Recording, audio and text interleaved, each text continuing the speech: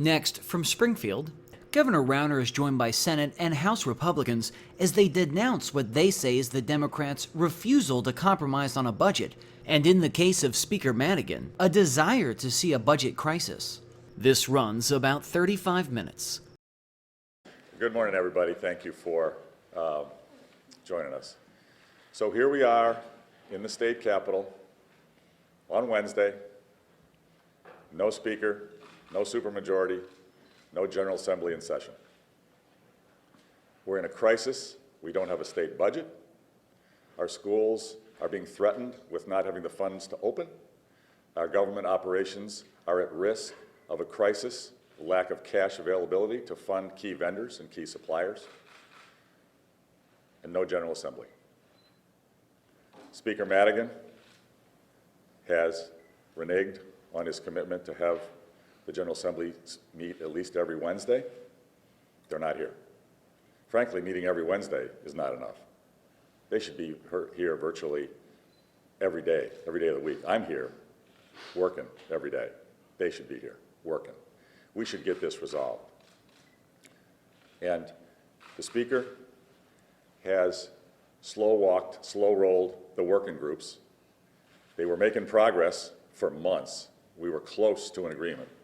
Reform-minded Democrats with Republicans to come to a grand bargain where we could have a balanced budget for the first time in forever, and reforms to grow jobs, grow our economy, grow family incomes, protect property taxpayers, reform our pension system to make it constitutionally fair and affordable. The Speaker Madigan saw we were getting close to reforms, put his thumb on the process several weeks ago, and they've been basically slow-walked ever since. And now the Speaker is using the working groups as an excuse not to have the General Assembly do its job. He's slowed them down and then basically saying, oh, the working groups are still talking, so the General Assembly will work if and when the working groups come to a result, while he's quietly slowed it down and made sure that they're not coming to resolution. Speaker Madigan and his supermajority are clearly working to create a crisis, clearly putting stress in the system, threatening our schools, and threatening our essential government services, our human services, our correction system, our core government operations, using it as leverage to force a bailout of Chicago public schools and the city of Chicago, and to force a major tax hike after the general election in November, force a tax hike without reforms. The Speaker's been pretty darn clear he does not want reforms. We will continue to negotiate in good faith with his reform-minded caucus members. There are Democrats who know that the Speaker is wrong. We're hoping that enough of them come together to stand up to him at some point before too long. We will continue to negotiate with them in good faith to get compromises, and we're willing to compromise on virtually everything. But what we can't do is nothing other than have unbalanced budgets with huge tax hikes to try to cover them up. That will not solve our problems. Our problems are too big, too intense. That will not solve anything. So, in the spirit of good faith compromise, we'll continue to negotiate with reform-minded Democrats to come to a solution. In the meantime, our schools should not be held hostage, and our government operations should not be held up to try to create a crisis. I think most of you in this room know that the Attorney General, Lisa Madigan, has tried to create a crisis. She has not succeeded yet, but she's been working in the courts to try to stop our hardworking state employees from getting paid through the courts. She has not succeeded in that yet, but she's been working that's another attempt that's been going on to try to create a crisis, to create leverage for Chicago bailout and a tax hike without reforms. That's what that's about. We've got a solution. There is a solution here, and this is what we need your viewers and your listeners to understand. There is a solution here right now. We've got bills in the General Assembly introduced.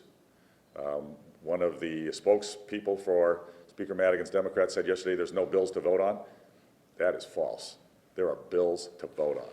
We've got a bill to fully fund our schools, the full foundation level, with a hold harmless for any school district that gets less money under Speaker Madigan's funding formula. Remember, the current funding formula that's been in place since 2003 was put in place by Speaker Madigan, President Emil Jones, and Governor Blagojevich. This has been in place for a long time. Speaker Madigan has not wanted to change the funding formula that he put in place. I'm willing to make sure that even with his funding formula that's currently in place, no school district gets less money, including Chicago.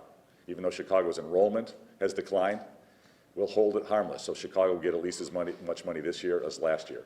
There is a school funding bill that we've introduced. It should be voted on so our schools can open on time, our teachers and our principals can have the confidence that they're going to get the support they deserve.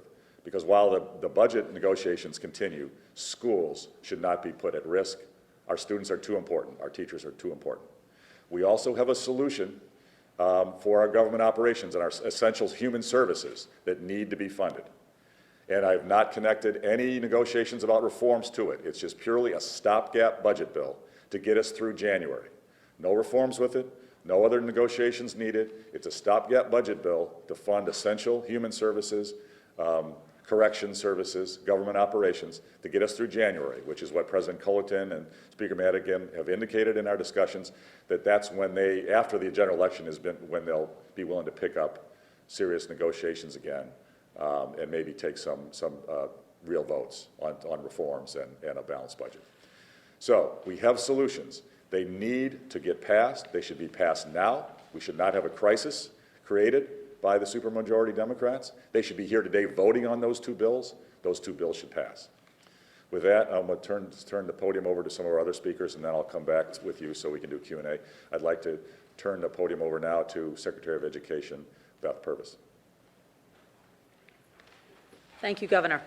I am here just to review the facts related to HB 6583, SB 3434, which is a bill that is sitting in both houses of the General Assembly that would ensure that our schools open on time and that students, teachers, parents, and the communities know that summer school will go forward and that we will be able to open schools fully funded for next year.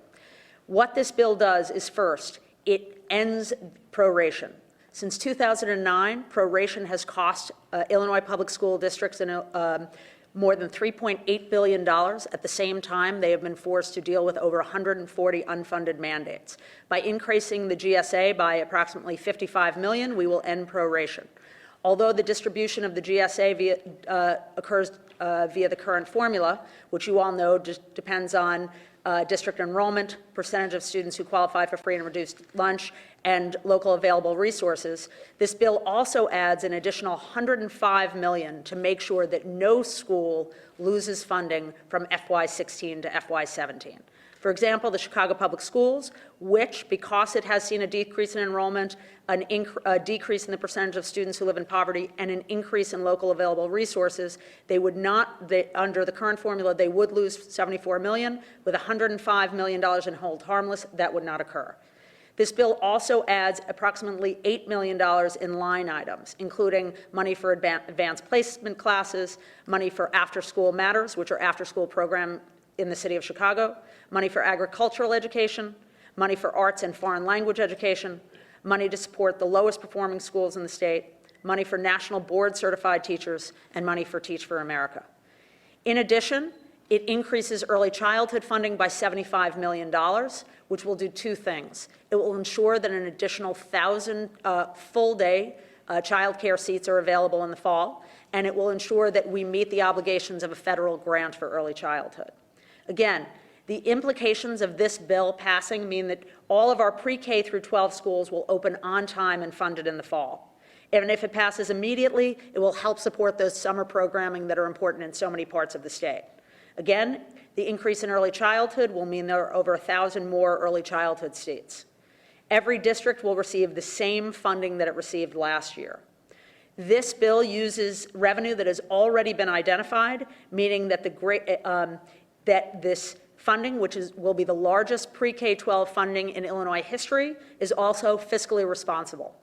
And we also want to say very clearly, this does not mean we do not believe that there is a need for a new pre-K through 12 funding formula. There's been significant progress in the last few months towards developing a more equitable and adequate formula, but we're not there yet. So this bill prioritizes getting schools open immediately instead of waiting for that work to be completed. But alongside the passage of this bill, the governor and his staff pledged to work with the General Assembly to continue work on a funding formula that could be in place as early as fiscal year 18. Thank you very much.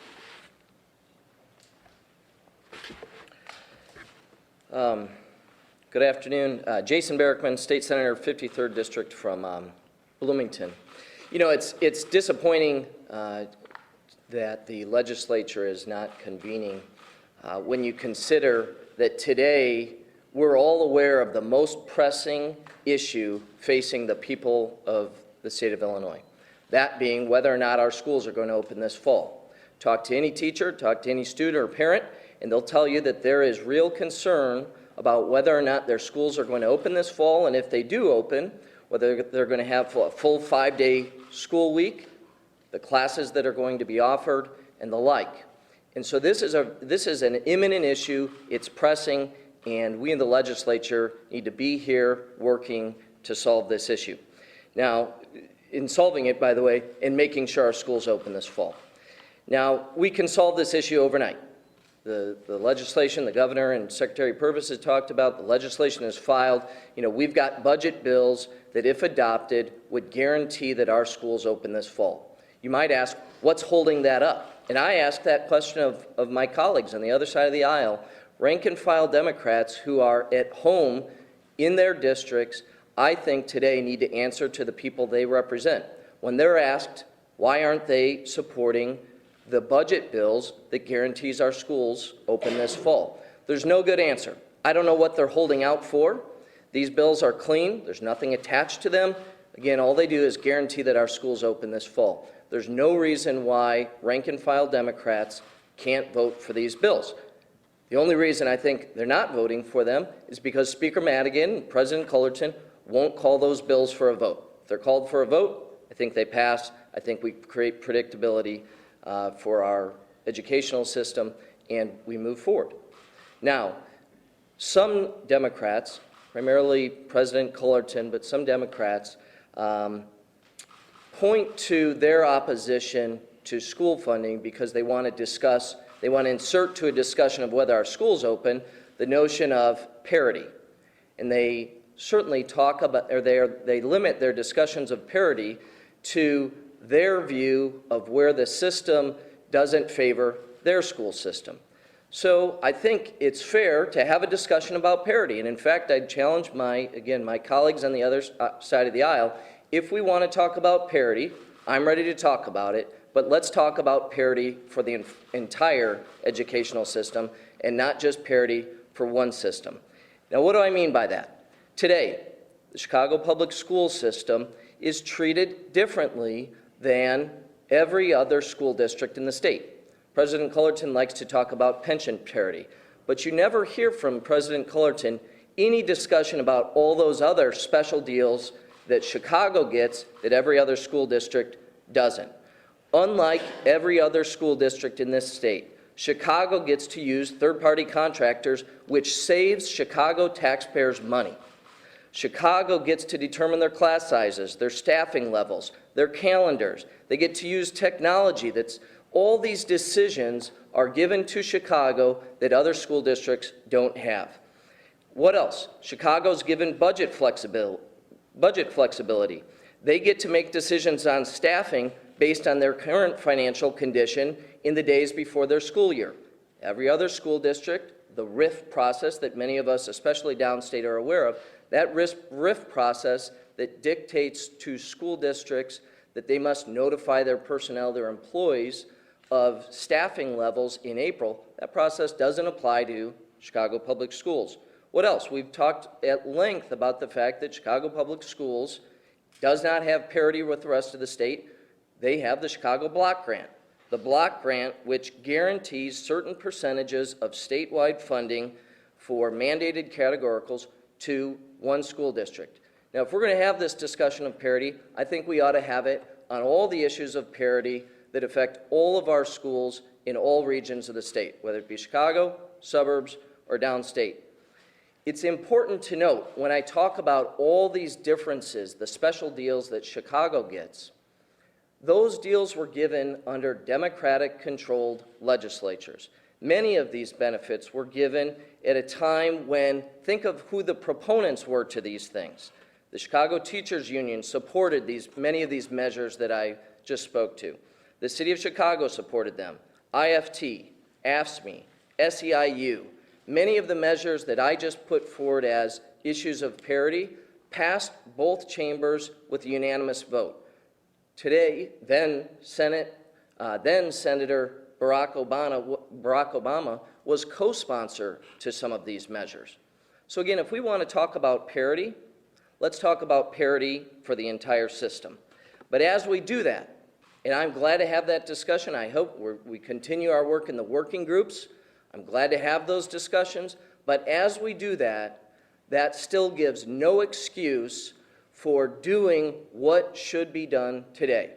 Guarantee that our schools open this fall, remove all the doubt, and pass a clean school funding bill like the one that we've put forward in the legislature today. So with that, I want to turn it over to my colleague, Representative Ron Sandack. Hi, good afternoon. I'm Ron Sandack. I'm the state representative from the 81st. My friend and colleague Jason, I think, more than adequately addressed some of the tension that occurs regularly in the General Assembly and some of the conflation that's occurred with respect to whether there's a deal to be made and whether it makes sense to have the General Assembly in session. Let me be clear. I was disappointed with the Speaker's decision not to have us in full session. There is work the General Assembly must do. There are two bills that we should have voted on last week, that we should have voted on today, and we should vote on tomorrow or the next day whenever we reconvene. There is a stopgap budget that gets us through 2017 or to 2017, and importantly, you've heard it from the previous speakers, there is a K through 12 budget bill that funds schools and absolutely harms no school district at all that we can vote on tomorrow, and we should be voting on tomorrow. I'm here today because I'm part of the working group assemblage of both Democrats and Republicans, and I want to report that in each and every endeavor we've had tremendous progress. We've had professional collegiality across the aisle, and we're making gains. Despite, frankly, Speaker Madigan's attempts about 2 weeks ago to slow walk the process and shut it down, we're chugging along, but we should have every member of the General Assembly in Springfield doing the people's business, which is passing two bills that take the pressure off the schools so that families know their kids can go to school. I suspect there are a number of school districts that do not have the financial wherewithal to open in August and September, let alone stay open without major cuts as we stand here right now. There are some school districts that are fine, and that's unfortunate that there's this disparity. And that's where the conflation occurs. I think the Speaker and the Senate President are wrongfully combining school equity and funding with a current budget to get people to school, kids to school, this, for summer school and for the fall. And that's unfortunate as well. Let me just say this, because I think it's been already said, but I'll reiterate it. There is no real good reason why we're not in session. There is no good reason why we're not attending to the pending catastrophe that I contend the Speaker and Senate President wish to have occur. There's no good reason for it. There is no justifiable reason for us not being here and working towards a budget solution and a K through 12 funding solution. They are attainable. The Republicans have had, both in the Senate and the House, bills from this governor and this administration that would take care of the problem. They have been deliberately ignored for a reason, and that's a political reason, and that, unfortunately, is no good. Let me just say one more thing. I pledge to continue to show up every time I can for working group sessions or in full session to work with anybody to get a sensible deal done for the people of Illinois. But in any endeavor, that requires reform. We find ourselves at this juncture for a reason, doing the same thing over and over again. Tax, spending, borrowing, and spending beyond our means has gotten us to this critical financial juncture. We must have reform. Every sensible Democrat, and there are plenty, know that in their heart of hearts, that we cannot do the same thing over and over. We're at this juncture because of bad decisions in the past. It doesn't matter anymore. We now need good-hearted, good-souled, well-intentioned legislators to step up, attend, participate, and take votes that matter for the people of Illinois. Thank you. Well said. Thank you, Mr. Representative. All right, open it up to questions. Governor, when do you need to call a special session?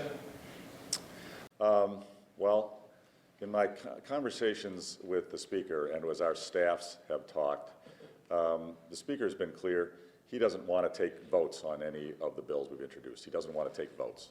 He just wants to have the working groups slow walked. And what we would end up doing is wasting time. I'm not into wasting time. If the Speaker would send any signal at all that he's ready to take votes, we should have them here. Right now, he's not indicating that at all. Governor, you've said that Democrats are corrupt because they're trying to leverage crisis for a tax increase. But when you unveiled your turnaround agenda more than a year ago, you said you were going to leverage crisis. Crisis creates opportunity for reforms, is what you said. What makes it okay for you to do that and not for Democrats? I didn't create this crisis. I did not create this crisis. This was created by Speaker Madigan's supermajority. They created it in the past on their taxing and spending bills. They're creating it now. I'm trying to find a solution to the crisis. That's the major difference. Doc, I believe there's a working group that's starting over in Stratton, like any minute now, or just starting a budget group. Would you stop by, or do you know that's going on today? Does this blow that up by talking about this, or what? No, it doesn't blow it up at all. The working groups are meeting on various topics fairly frequently.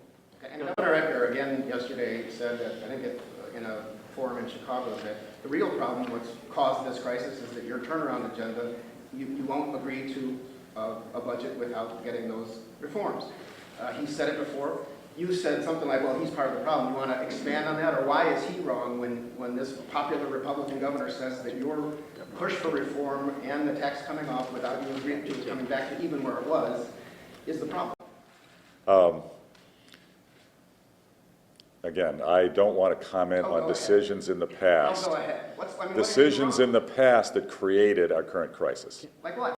Can I jump in? Well, Let me jump in for a second, because, hold on, because Go I do it on the floor, and I want to address something, because he's in a different space than I am. Yeah, but he's running the state.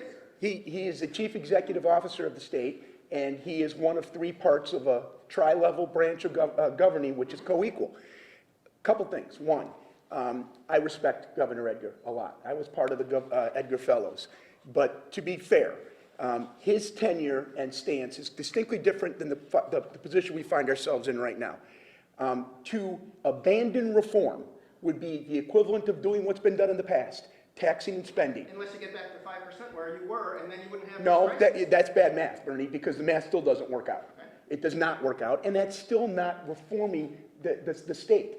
Anyone that really believes we're in this crisis because of some vacuum, I think is not looking back at the past. Look, tax and spend, some bad pension decisions, including the ramp, have gotten us to this spot.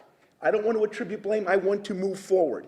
And while I respect the governor, I don't think he's helping out. Governor Edgar is helping out with some of the commentary. The place we find ourselves right now is one where we must have reform. Any thoughtful, diligent person that looks at this situation will come to that same conclusion. In the absence of reform, we get nowhere. Now, one more point. The two temporary bills, the stopgap bill and the K-12 bill, have no turnaround or reform mechanisms in it. So this, again, conflation of issues, if the Democrats really hate those things, and frankly, most of them do not, they'd vote on those bills right now because they end the K-12 crisis and they get us through January on a budget with no new spending, no new taxes, totally fundable. That's something I'm afraid Governor Edgar and others have not emphasized. Governor, you are here talking about the need to open schools in the fall. I get it. It is extremely important. Why is that, however, more important than the social services stopgap that you haven't acted on, that's been on your desk for a month? Or frankly, tell somebody that's waiting, that can't get drug treatment, that was sexually assaulted and doesn't have any line to call because that's shut down. Why are schools more important than all of those things? Human services funding is critically important. That's why we have introduced our stopgap budget bill. Human services are funded. Government operations are funded. Essential services are funded. That's why our stopgap is there. That's why we need to get that stopgap bill passed right now. Why not act on the bill that's on your desk right now? That Republicans also supported that bill. It does not have essential services in it. It is incomplete and will still, this is what I need you to understand, will still create a crisis. That bill is designed to still create a government operations crisis. That's what the key distinction that you're missing. Yes. Governor Rauner, you recently called some schools in Chicago prisons. What schools were you referring to? I have worked for decades to try to improve Chicago public schools. I care very deeply about the children of Chicago and the teachers of Chicago. The schools, too many of the schools are depressing places. Specific names or just? What we need to do is fundamentally change our system. It's broken. Chicago public schools have been mismanaged for decades, and they really haven't had a lack of money. They have misspent their money terribly. Cronyism, conflicts of interest, bloated bureaucracy, a lot of patronage. The schools were used as a political operation as much or more as an education system, and that's horrible for the teachers there and horrible for the students there. My wife and I have invested time and resources there to a degree that I don't know who else has done as much as we have, and we're proud of it. I care very deeply about Chicago public schools. As I mentioned the other day, in my tours and visits and working in the schools, I have cried. It's brought tears to my eyes.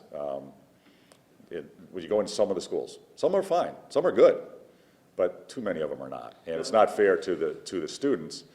And there's so much rhetoric right now. There's all this mudslinging, and I'm being accused of this or that. Personal attacks. You can tell the election season has started. This personal attack stuff is just, it's pretty irrelevant. What we got to focus on is helping all schools.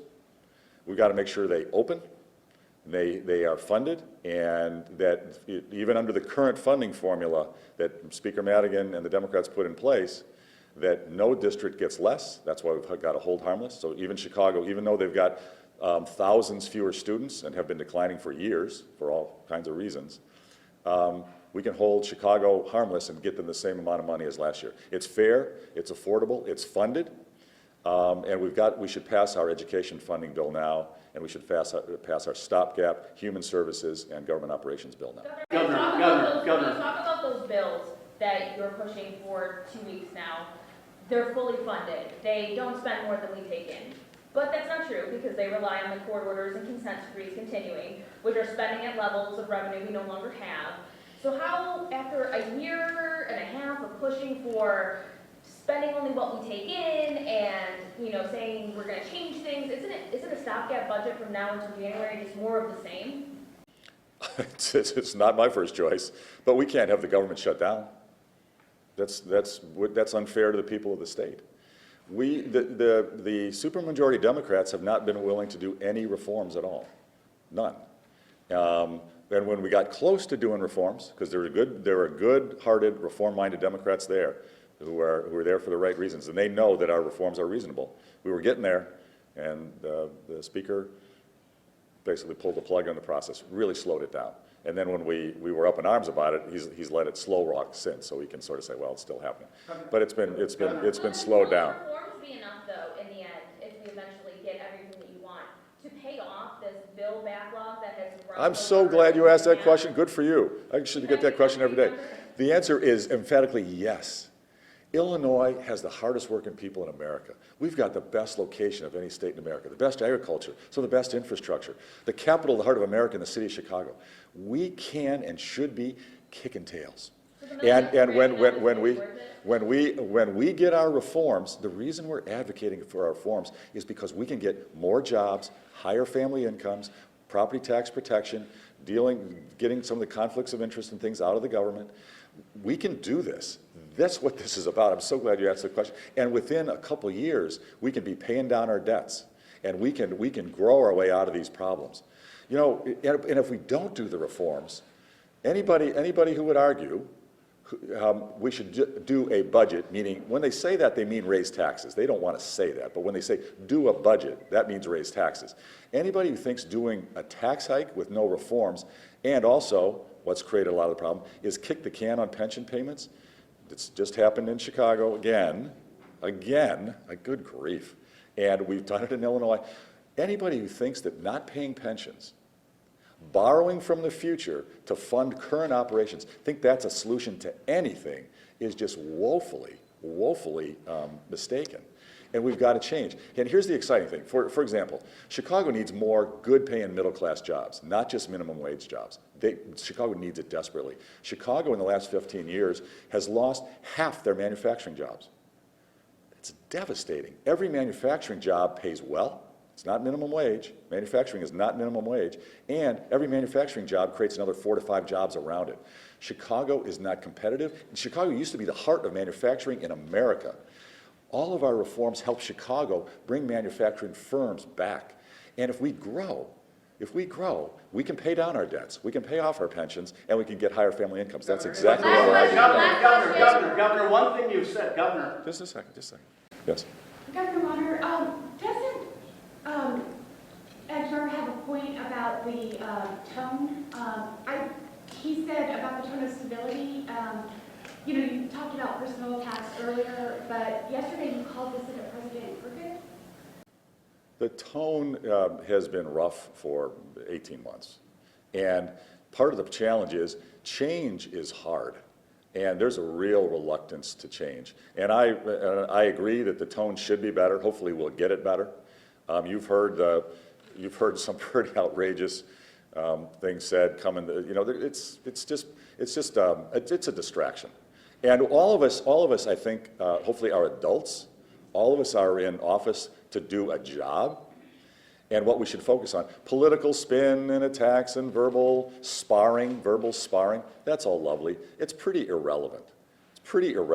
People should be able to move it aside. I can certainly move it aside. I've been, You're doing plenty of it. It's going both ways, Governor. That's right. You've been to these towns in the whole month of June, vilifying the people you're supposed to be negotiating with, bidding downstate against Chicago. What does it accomplish when our chief executive is tearing down the other party and alienating the biggest city in our state?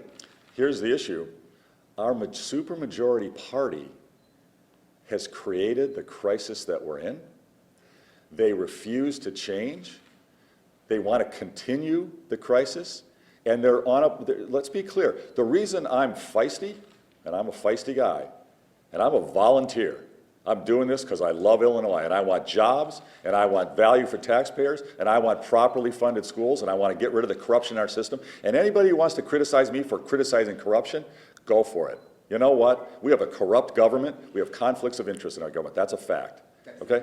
So let's, you know what? And we can all have rhetoric, but I'm going to fight. I will always fight to change the system. Our system is broken. We've been going down the wrong road for years. Speaker Madigan has controlled it. I will say it every day. It's a fact. And anybody who says, well, we can't work together because you were mean to me yesterday. Oh, come on. Grow up. Calm down. You said on the radio in Springfield that you didn't like regionalism. That you didn't like regionalism.